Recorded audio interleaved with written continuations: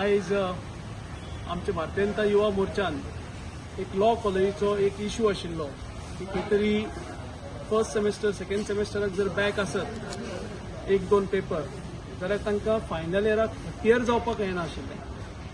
खंय तरी अडचण जाताली आनी एक बॅक आसून बसून जाल्यार एक वर्सभर आमच्या भुरग्याचे फुकट वताले. आनी म्हणून ताणें हो इश्यू हायलायट करून मुख्यमंत्र्या कडेन व्हरून ताज्या मार्फत गोवा युनिव्हर्सिटीक रिक्वेस्ट करून तांणी आज एक सर्क्युलर काडला की allowed to keep term ATKT जी पॉलिसी आसा युनिव्हर्सिटीची ती लॉ कॉलेजीकय लागू करची म्हणून आनी ती आयच्यान लागू जाल्या. खुबश्या भुरग्यांक हाजो बेनिफीट जातलो. तांचें एक वर्स जे वेस्ट वतालें तें वाया न जाता तांकां एक शिकपाक एक संद मेळटली आनी खंय तरी आपल्या दिल्ल्या गेल्ल्या वेळाच्या भितर ही डिग्री तांकां कंप्लीट करपाक मेळटली. असो एक ताजो ऑडियन्स आसा. हांव भारतीय जनता युवा मोर्चाचें अभिनंदन करता की तांणी हो भुरग्यांचो विशय घेवन ताका रायट पद्दतीन सुटावो केलो.